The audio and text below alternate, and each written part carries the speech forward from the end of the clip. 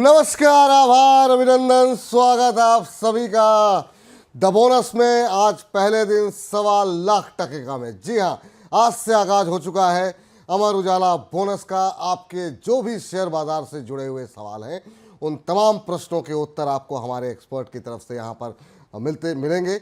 और हमारी कोशिश, हमारा प्रयास यही है कि इस उतार चढ़ाव के बाज़ार में, बल्कि यूँ कहें कि इस गिरते हुए बाज़ार में कैसे आपके पोर्टफोलियो को सुरक्षित रखा जाए, कैसे आने वाले दिनों में ऐसे शेयरों का चयन किया जाए जिससे आपका पोर्टफोलियो आने वाले दिनों में और चमकता रहे और बेहतर होता रहे। इसी श्रेणी में, इस क्रम में, इस यात्रा में हमारे साथ बहुत सारे एक्सपर्ट जुड़ेंगे और आपके पसंदीदा एक्सपर्ट आज इस दिन के आगाज़ के दिन हमारे साथ जुड़ चुके हैं। हमारे साथ मौजूद हैं डॉक्टर रवि सिंह जी। रवि जी, बहुत बहुत स्वागत, बहुत बहुत धन्यवाद। आज हम इस कार्यक्रम का आगाज़ कर रहे हैं। आज का दिन अमर उजाला बोनस का पहला दिन है जब हम दर्शकों के पास जा रहे हैं। आपका बहुत बहुत धन्यवाद पहले दिन कार्यक्रम में शामिल होने के लिए। पहली टिप्पणी क्या कुछ रहेगी आपकी बोनस को लेकर के? पहले तो बहुत बहुत धन्यवाद विपुल जी, क्योंकि और इसलिए क्योंकि लोग आपको देखना चाहते थे और आप वापस अब नजर आ रहे हैं। और दूसरा, बोनस तो फिलहाल, बोनस एक शब्द ही ऐसा है जो कि अपने आप में अपने आप को एक्सप्लेन करता है। और बोनस की जरूरत इस समय सबको है, चाहे वो सैलरी में बोनस मिल रहा हो, स्टॉक मार्केट में बोनस मिल रहा हो, जीवन में बोनस मिल रहा हो, लाइफ साइकिल में बोनस मिल रहा हो।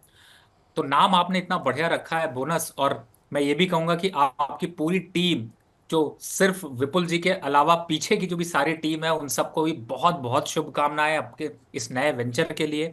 और मैं उम्मीद करता हूं कि आप दिल से, मेरे जितने भी लोग जो मुझे फॉलो करते हैं, वो सभी आपसे दिल से ये उम्मीद करते हैं कि आप दिन रात चौगनी यहाँ पर जो है वो तरक्की करें, मोहब्बत पाएं, प्यार पाएं। तो आप सबको बहुत बहुत बहुत मुबारक।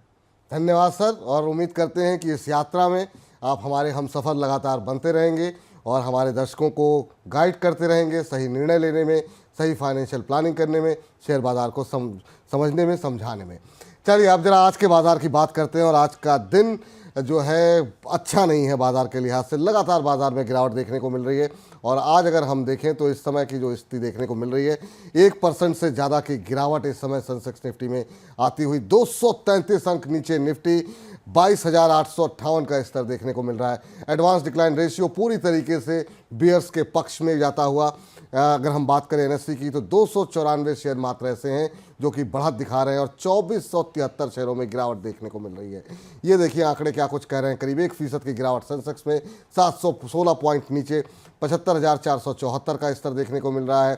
मिड कैप इंडेक्स में जो है हम 1% के आसपास की गिरावट देख रहे हैं। लेकिन स्मॉल कैप में गिरावट जो है वो लगातार गहराती हुई अभी 3.5% नीचे है। थोड़ी देर पहले हम देख रहे थे करीब 4.25% से ज़्यादा की गिरावट स्मॉल कैप शेयरों में आती हुई दिखाई दे रही। छोटे शेयरों ने काफ़ी ज़्यादा पेन, काफ़ी ज़्यादा गिरावट यहाँ पर देखने को मिल रही है।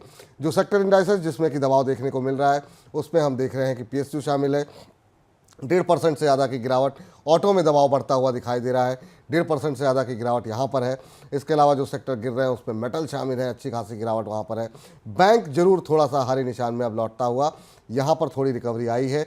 आईसीआईसीआई बैंक के मजबूत नतीजों के बाद हम देख रहे हैं कि आज जो है वहाँ से थोड़ा सा, क्योंकि वेटेज ज़्यादा है आईसीआईसीआई बैंक की, उसकी वजह से बैंक इंडेक्स में अब मामूली हरा निशान जो है वो आता हुआ दिखाई दे रहा है। लेकिन बाकी सेक्टर इंडाइसेस ज़्यादातर जो हैं वो लाल निशान में ही इस समय कामकाज करते हुए वहाँ पर ज़्यादा दबाव देखने को मिल रहा है। आप देख सकते हैं कैपिटल गुड्स 2% नीचे, एफएमसीजी 2% नीचे, मेटल में 0.25% से ज़्यादा की गिरावट देखने को मिल रही है। तो अक्रॉस द बोर्ड आज सेलिंग देखने को मिल रही है। बैंक मामूली हल्के निशान में देखने को मिल रहा है। और सबसे ज़्यादा जो मजबूती इस समय देखने को मिल रही है वो है उतार चढ़ाव के इंडेक्स इंडिया विक्स में 7.25% से ज़्यादा की मजबूती, करीब करीब 18 का स्तर यहाँ पर अब देखने को मिल रहा है। और 16 के ऊपर जब जाता है तो वो निश्चित रूप से अच्छे संकेत नहीं है बाजार के लिए। बैंकिंग सेक्टर में आप देख सकते हैं एचडीएफसी बैंक में जो है मामूली गिरावट देखने को मिल रही है। आईसीआईसीआई बैंक के रेट में शायद कुछ समस्या है, क्योंकि आईसीआईसीआई बैंक हरे निशान में कामकाज करता हुआ दिखाई दे रहा है, लेकिन यहाँ पर शायद लाल निशान जो है वो देखने को मिल रहा है। ICICI बैंक 1.25% ऊपर है। तो ये आंकड़े जरा हटा लीजिए। SBI में हम देख रहे हैं कि मजबूती का माहौल देखने को मिल रहा है, लेकिन ये है ICICI बैंक में 1.25% के आसपास की मजबूती देखने को मिल रही है। 1224 का स्तर यहाँ पर बना हुआ है। सबसे पहले जो है रवि जी, आपसे ही जानना चाहेंगे कि ये जो पेन देखने को मिल रहा है, ये जो दर्द देखने को मिल रहा है, जो महत्वपूर्ण सपोर्ट थे 23,000 के आसपास हम देख रहे थे, बाजार नीचे भी फिसल रहा था लेकिन बार बार रिकवरी आ रही थी। लेकिन आज जिस तरीके से जो लेवल देखने को मिले हैं वो ऐसा दर्शा रहे हैं कि क्या बाजार में अब बड़ी गिरावट की उम्मीद कर सकते हैं। आज 12,850 का लेवल भी निफ्टी ने तोड़ दिया। बिल्कुल देखिए, इस समय बड़ी गिरावट के संकेत दिख रहे हैं। और आपने जो स्टार्टिंग में बात कही कि आज का दिन अच्छा नहीं है, मुझे ऐसा लगता है कि आज का दिन अच्छा है। इसलिए अच्छा है क्योंकि आज के दिन आप जुड़ रहे हैं, और कम से कम जो यहाँ पर लोग मिस गाइड करते हैं वो मिस गाइड नहीं होंगे। लोगों को गाइडेंस अच्छी मिलेगी।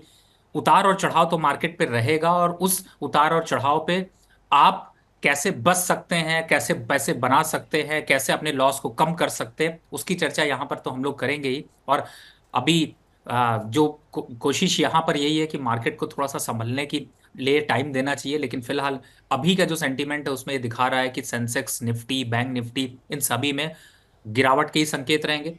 पुल बैक आएगा, छोटा आएगा, लेकिन गिरावट बड़ी आएगी। 22,500 निफ्टी के लेवल यहाँ पर ओपन हुए हैं, जो कि एक पैनिक सिचुएशन क्रिएट कर सकते हैं। और इस पर्टिकुलर अगर स्टॉक्स की बात करें तो मुझे ऐसा लगता है कि आज अगर निफ्टी 22,800 के नीचे क्लोज हुआ तो हम जल्दी 22,500 के लेवल यहाँ पर देखने को मिलेंगे। जहां तक 75,000 के नीचे के लेवल से तो 74,500, यानी 1,000 रुपए अभी और निफ्टी यहाँ से सेंसेक्स यहाँ से नीचे जा सकता है। और बैंक निफ्टी तो फिलहाल 47,500 के आंकड़े को छू सकता है। तो across the sector, in fact just मैंने अभी आपकी बैक टीम से एक शेयर किया जो कि ये डेटा ये बताता है कि 1 जनवरी से अगर आज हम 27 जनवरी में बैठे हैं तो अक्रॉस द सेक्टर कितना नुकसान आया है। और अगर आप ये देखेंगे आंकड़ा तो आप पाएंगे कि 5% से नीचे कोई है नहीं, और कोई बढ़ा ही नहीं है। मतलब किसी भी स्टॉक, किसी भी सेक्टर में कोई ग्रोथ के प्रॉस्पेक्ट्स नहीं दिखाई दे रहे हैं। बैंकिंग 5% से ऊपर, रियलिटी काउंटर सबसे ज्यादा 17.5% आज के दिन, सिर्फ 1 जनवरी से। विपुल जी, आज की मैं बात कर रहा हूं। अगर आज के कंपैरिजन करें, मैं चाहूंगा कि आपकी टीम इसको अगर शेयर कर जी पाए तो आपको क्लियर दिखाई देगा कि जबरदस्त यहाँ पर सेक्टर, अक्रॉस द सेक्टर गिरावट है। और फिलहाल अभी थमने के संकेत यहाँ पर तो नहीं नजर आ रहे हैं। जी। चलिए, इस बीच जो आप कह रहे हैं वो डेटा हम PCR टीम से अनुरोध करेंगे जल्दी से जल्दी वो ऑन स्क्रीन जो है वो दिखा सकें। लेकिन इस बीच बहुत सारी टिप्पणियां आ रही हैं। बबलू राजपूत जी कह रहे हैं कि hello Vipul sir, finally glad to see you again but in a different platform, but search का बहुत सर्च करने के बाद मिले आप। Missed you sir and your expert specially Ravi sir. तो रवि सर, आपको और हमको जो लोग मिस कर रहे थे उन सभी को बहुत बहुत धन्यवाद। हम लोग को थोड़ा समय ज़रूर लगा, आज पहला दिन है आने में, और हम तैयारी कर रहे थे ताकि आपका अनुभव और बेहतर और शानदार बना सकें, और जो शिकायतें आप लोगों को पहले थीं वो उन शिकायतों को दूर किया जा सके। तो थैंक यू बबलू जी, कार्यक्रम में जुड़ने के लिए। आपके प्रश्न का उत्तर अभी देंगे हम। अभिषेक गुप्ता जी कह रहे हैं Vipul ji is back with a bang. Thank you Abhishek ji और आपकी टिप्पणी के लिए। लेकिन आप सभी दर्शकों से अनुरोध है जो भी इस कार्यक्रम के माध्यम से अभी हमारे साथ जुड़ रहे हैं, जितना ज़्यादा हो सके हमारे इस लिंक को ज़्यादा से ज़्यादा लोगों तक पहुंचाइए। बहुत सारे लोग ऐसे होंगे जिन तक अभी ये जानकारी नहीं पहुंची होगी। तो ये जिम्मेदारी अब आप लोगों के ऊपर है कि इस कार्यक्रम को ज़्यादा से ज़्यादा लोगों तक पहुंचाइए, ज़्यादा से ज़्यादा लोगों तक इसकी रीच पहुंचाइए, ताकि इस कार्यक्रम से ज़्यादा लोग जुड़ सके और जो मिस इन्फॉर्मेशन अलग अलग माध्यमों से लोगों के पास पहुंच रही है उससे लोग बच सके। लेकिन सर, बहुत सारे जो सवाल हमारे पास आते हैं वो इस गिरावट में ये आते हैं कि क्या इस गिरावट में एवरेजिंग की जा सकती है क्या, और जिस तरीके से बाज़ार में आज की गिरावट है, बहुत लोग ये मौका तलाश रहे होंगे कि अभी पैसे डाल दिए जाएं। क्या ये मौका है, या आपको लगता है कि अभी पेन बाकी है, अभी एवरेजिंग करने का सही वक्त नहीं है? आपकी सलाह क्या रहेगी जो लोग एवरेजिंग करना चाहते हैं उनके लिए? बहुत अच्छा सवाल है विपुल जी। और इस समय तो बिल्कुल, चूंकि मार्केट में सेल लगी हुई है तो ऑब्वियसली कि सेल पे बहुत से लोगों को बहुत सी चीजें अट्रैक्ट कर रही होंगी, लग रहा होगा कि कुछ भी लिया जा सकता है। मैं अपने स्टांस को यहाँ पर वापस से रिपीट करता हूँ जिससे आप लोग कंटिन्यूटी में रहें। देखिए, फिलहाल मार्केट बियरिश है, यू एक्सेप्टेड कि मार्केट बियरिश है।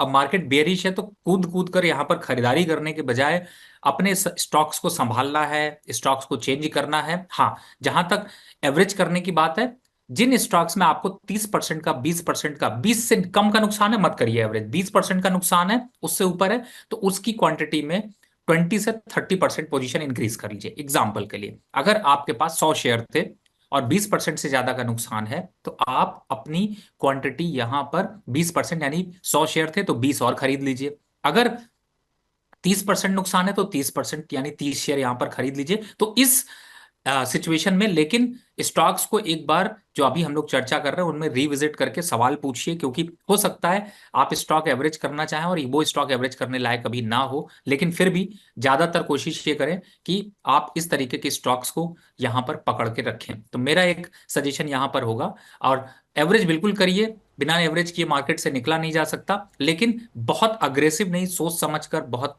कम क्वांटिटी में, बहुत 100% क्वांटिटी मत जाइएगा। क्योंकि आपसे बहुत से लोग कह रहे होंगे, मैंने अ, कई बार कोशिश करी है लोगों को समझाने की, अपने यूट्यूब चैनल पे भी मैंने यही बात बोली थी कि दिवाली सेल अभी चल रही है, फिर न्यू ईयर पिक आएगा, फिर बजट पिक आएगा, ये पिक के चक्कर में पिक मत करिएगा, नहीं तो आपका पिकअप खत्म हो जाएगा। और वही यहाँ पर मार्केट पे हो रहा है। तो सोच समझ कर यहाँ पर रणनीति बनाइए। लेकिन हाँ, एवरेज करने की जो आपका सवाल था उस पर यह है कि जो मैंने बताई स्ट्रैटेजी, उस स्ट्रैटेजी को फॉलो करें।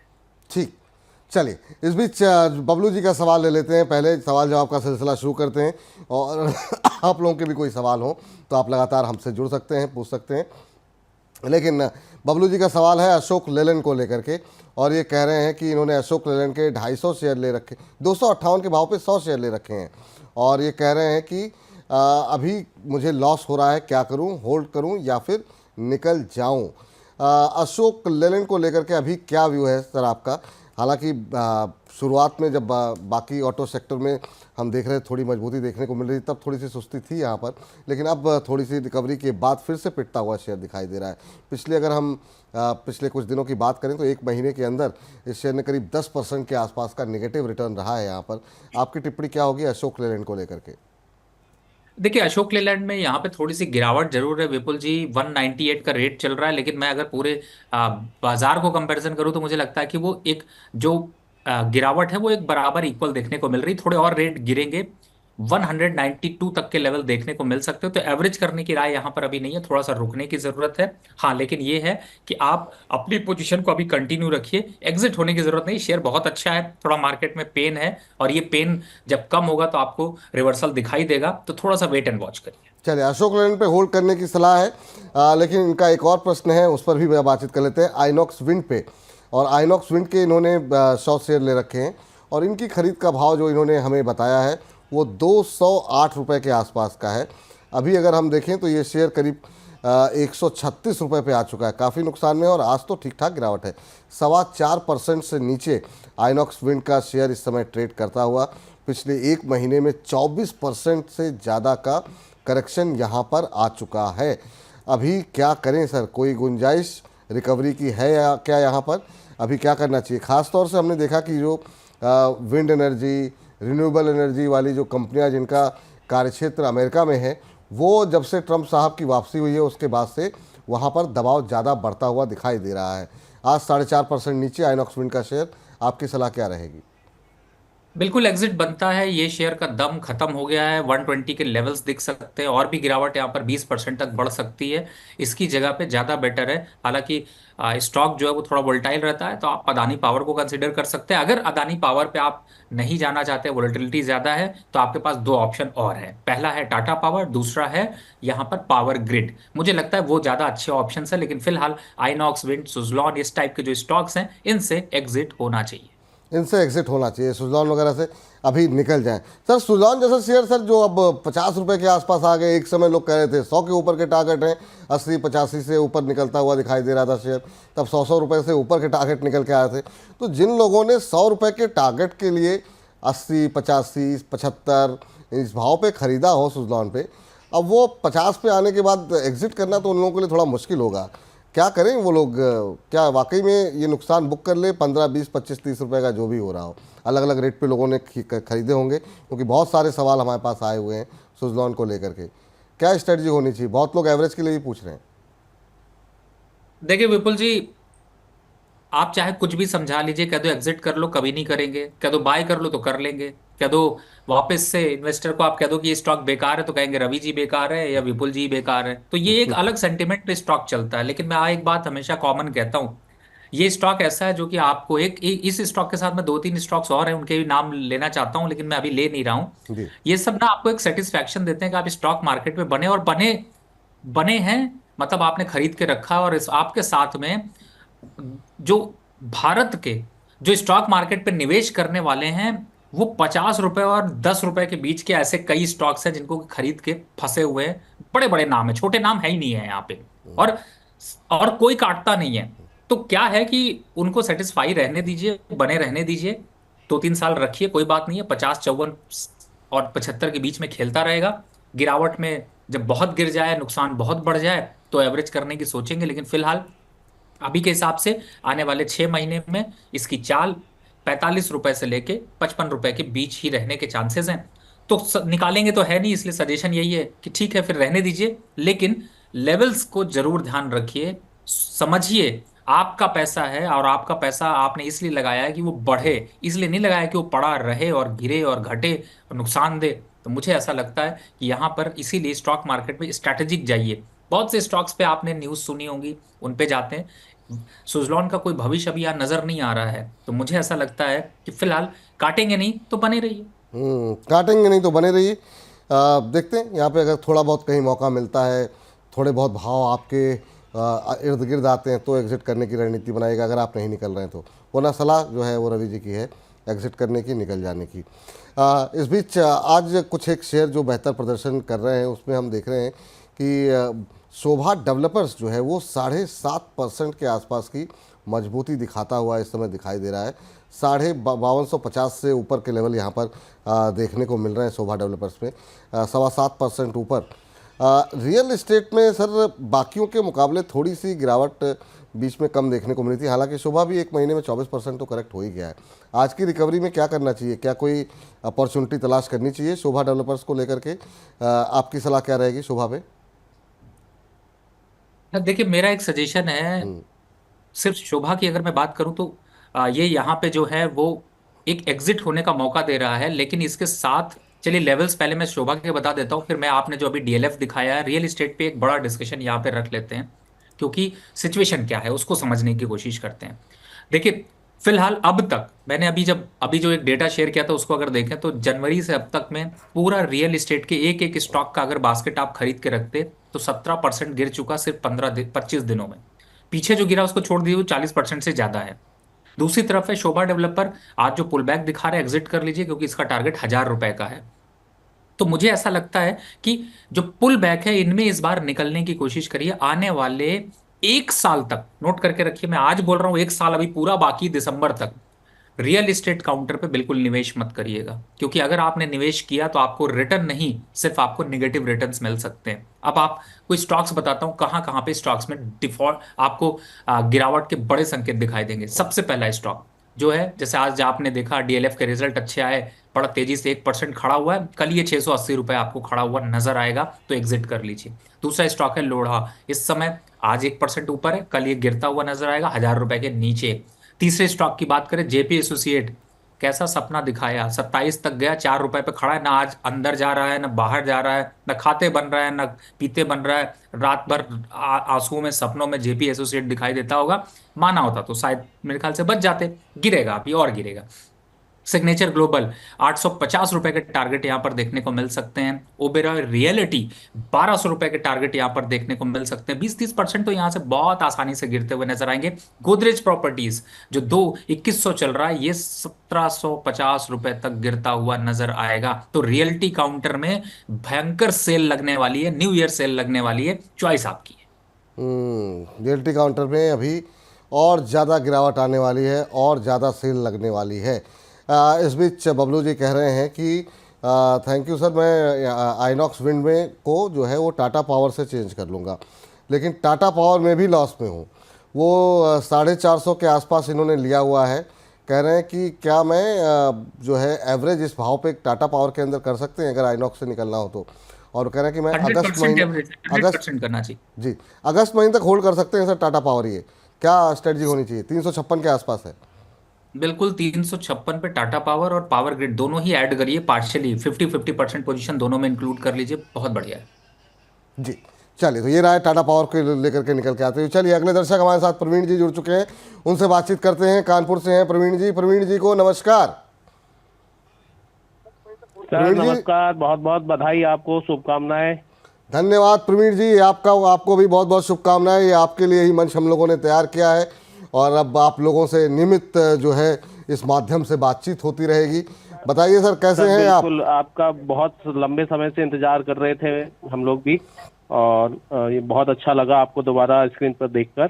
Thank you sir. सर मैं आपसे ये जानना चाह रहा था, मैंने 6 महीने पहले एनएचपीसी खरीदा था। इसकी जो प्राइसिंग थी वो 102 रुपये 25 पैसे थी, जी। और ये करीब 130 जा रहे हैं। अब मैं क्या करूं समझ नहीं आ रहा, मतलब 6 महीने इसको होल्ड किए तो हो चुके हैं। आपको ही नहीं सर, बहुत लोगों को समझ में नहीं आ रहा है कि अब एनएचपीसी में करें तो करें क्या। एक तरीके से गले की फांस बन चुका है। बहुत लंबा समय हो गया सर एनएचपीसी को होल्ड करते हुए। जब पीएसयू चल रहे थे तब भी ये शेयर उस तरीके से नहीं चल रहा था, और तब ये उम्मीद थी कि शायद स्लो मूवर है, बाद में चलेगा, और काफ़ी ऊपर के टारगेट भी निकल के आए थे। लेकिन ये शेयर ने बहुत निराश किया सर। अभी क्या करना चाहिए? जो लोग 6-8 महीने हो गए होल्ड करते हुए, 100 रुपये, 90 रुपये, 80 रुपये, ये तमाम वो रेंज हैं जिसमें लोगों ने एवरेज करते करके होल्ड किए हुए हैं। इनके पास भी 100 रुपये के ऊपर के एनएचपीसी के शेयर पड़े हुए हैं। अभी क्या करना चाहिए सर? क्या कब तक होल्ड करें या फिर एक बार के लिए लॉस बुक करें? यहाँ पे बड़ी दुविधा वाली स्थिति है सर।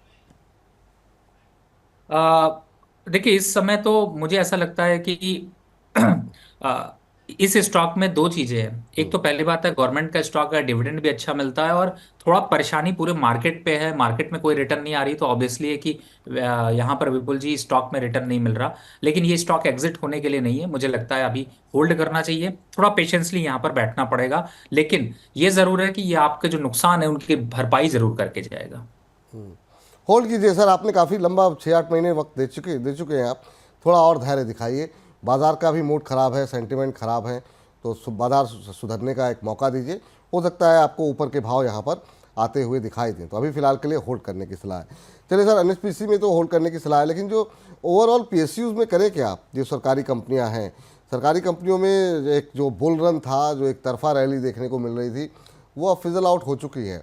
तो जिनके पास पड़े हुए हैं, जैसे इस बार लोगों को रेलवे में उम्मीदें थी कि बजट के इर्द गिर्द काफ़ी तेज़ रिकवरी आएगी, वैसे रिकवरी नहीं रही। डिफेंस में अभी क्या करना चाहिए? पावर और डिफेंस और रेलवे, ये 3 क्षेत्रों पे खास तौर से आपकी राय जानना चाहेंगे, क्योंकि यहाँ पर बड़ी पोजीशन फंसी हुई है। और यहाँ पर ख़रीदना हो अगर इन 3 सेक्टर्स के अंदर, तो आपके पसंदीदा शेयर कोई हैं जहाँ पे आपको लगता है कि नहीं, ये काफ़ी गिरावट आ गई है, सस्ते हो गए हैं, तो वहाँ पे अभी बाइंग की जा सकती है? विपुल जी, थोड़ा सा दुविधाजनक सवाल इसलिए है क्योंकि इस समय जो अभी सिचुएशन है उस पर देखते हुए मुझे ऐसा लगता है कि यहाँ पर थोड़ा सा खरीदारी से बचना चाहिए, क्योंकि मार्केट का ओवरऑल डायरेक्शन डाउन है। सिर्फ इन स्टॉक्स में डाउन नहीं देखने को मिल रहा, पूरा मार्केट का जो सिनेरियो है वो थोड़ा सा यहाँ पर दुविधाजनक है।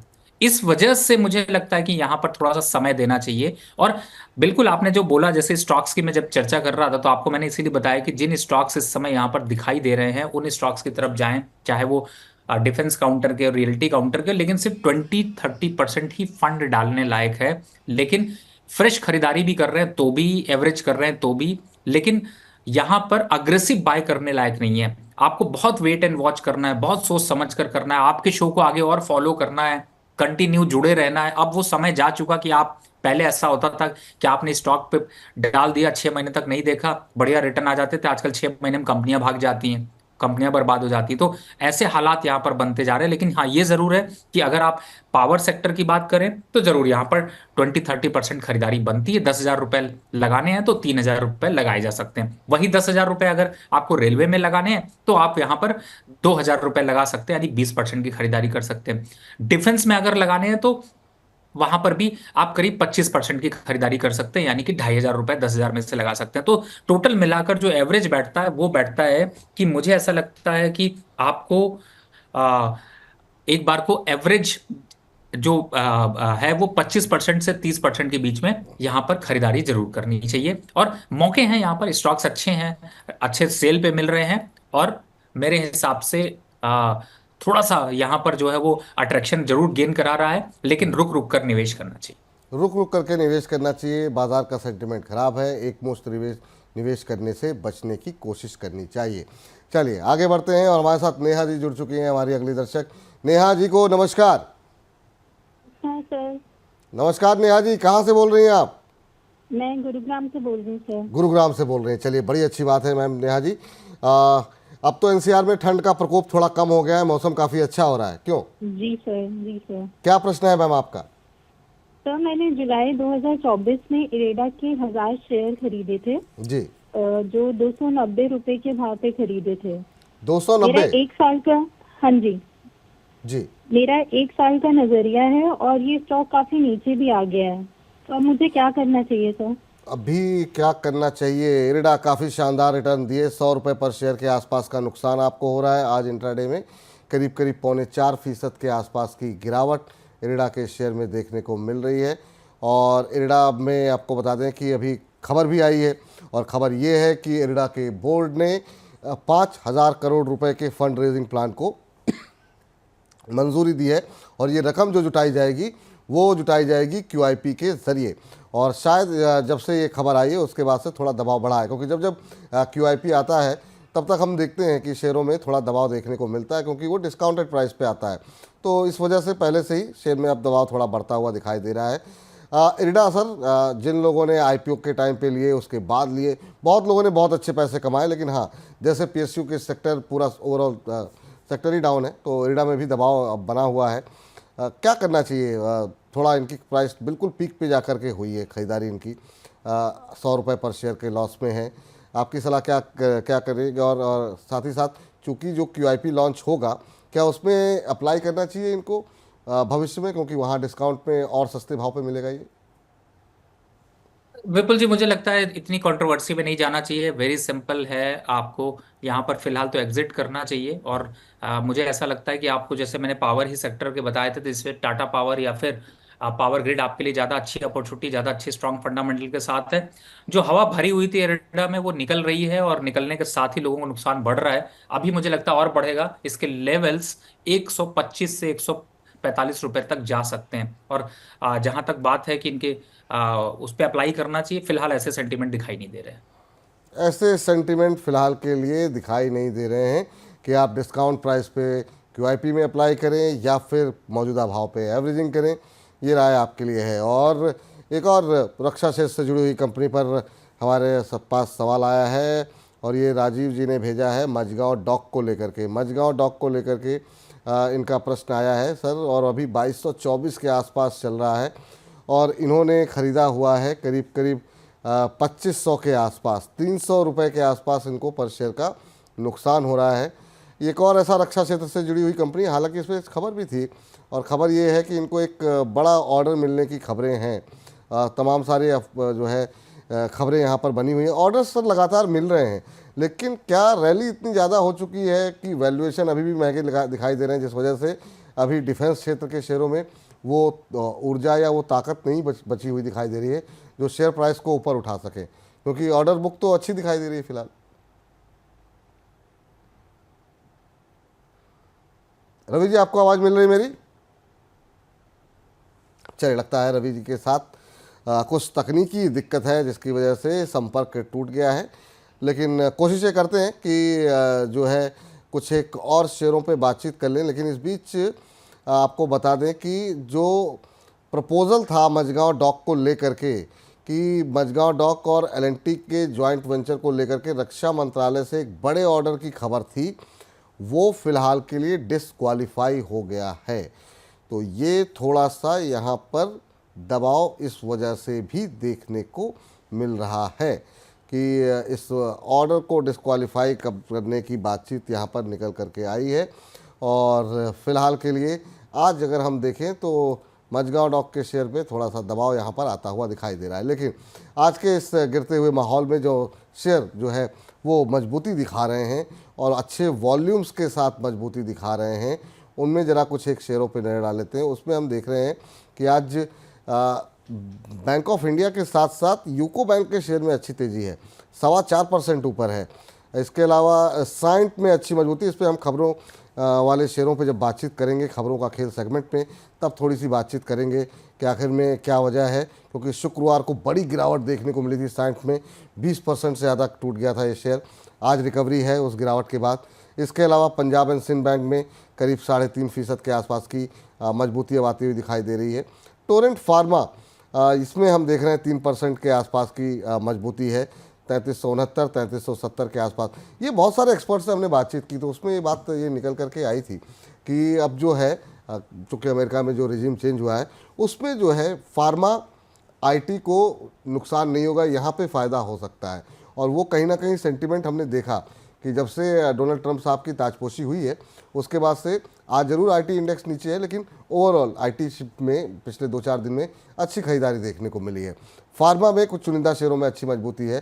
सिप्ला जरूर डाउन है 1.25% के आसपास, लेकिन फार्मा वैसे भी एक डिफेंसिव क्षेत्र के से जुड़ी हुई कंपनी मानी जाती है कि जब बाजार में गिरावट का माहौल हो तो एफएमसीजी, फार्मा ये वो सेक्टर्स हैं जो थोड़ा बेहतर करते हुए दिखाई देते हैं। वो कम से कम आपके नुकसान को प्रोटेक्ट करते हैं। तो यहाँ पर जो है हमने देखा कि एक अच्छा मोमेंटम पिछले कुछ दिनों में बनता हुआ दिखाई दिया। आज जरूर ओवरऑल सारे इंडाइसेस डाउन है तो दबाव देखने को मिल रहा है। सन फार्मा आप देख रहे हैं कि 1.25% के आसपास की गिरावट यहाँ पर देखने को मिल रही है। चलिए रवि जी दोबारा हमारे साथ जुड़ चुके हैं, उनसे बातचीत को आगे बढ़ाते हैं। सर अभी हम लोग बातचीत कर रहे थे तमाम सारे शेयरों को लेकर के। मझगांव पे शायद आपसे बातचीत टूट गई थी, मझगांव पे आपकी टिप्पणी जानना चाहेंगे सर। जी, मैं यही कह रहा था। देखिए, इस समय चूंकि मार्केट पे पूरे के पूरे जो है वो गिरावट के संकेत हैं, इसी वजह से आपको बुक्स अच्छी हो, बैलेंस शीट अच्छी हो या फिर यहाँ पर नंबर्स अच्छे हो, उसके बावजूद भी मार्केट पे वो रिएक्शन नहीं देखने को मिल रहा। लेकिन अगर मैस्डॉक को देखते हैं तो मुझे लगता है कि जो ये 2200-2000 के बीच के लेवल्स हैं ये काफी अट्रैक्टिव है। यहाँ पर एग्जिट होना तो नहीं बनता, तो फिलहाल मुझे ऐसा लगता है कि यहाँ पर रुकना चाहिए। चलिए इस बीच रवि जी ने एक जो आप ग्राफिक्स की बात कर रहे थे जो आपने हमसे शेयर किया हुआ है, मैं वो चाहूँगा कि ज़रा स्क्रीन पे ज़रा लेकर के आ जाइए, थोड़ा उसको एक्सप्लेन कर दें रवि जी कि आखिर में जो 1 जनवरी से 27 जनवरी तक कौन से वो सेक्टर्स हैं जहाँ पर ये 1 जनवरी का डेटा है। सर अगर आप इसको थोड़ा सा डिटेल में एक्सप्लेन कर सकें हमारे दर्शकों के लिए तो।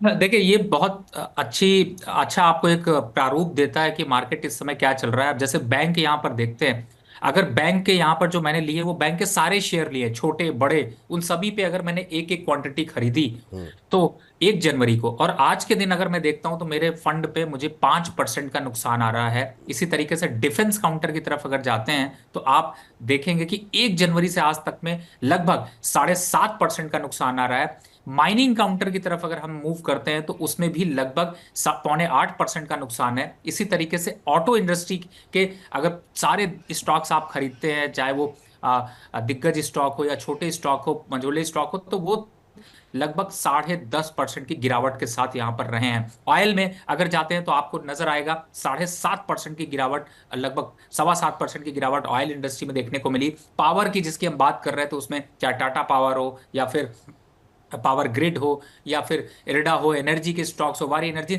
इन सभी स्टॉक्स को अगर कॉम्बिनेशन में देखें तो इनमें निवेश करने में 11.5% का नुकसान। एफएमसीजी 4.25%, रेलवे काउंटर 7.5% और मेटल काउंटर 7.5%।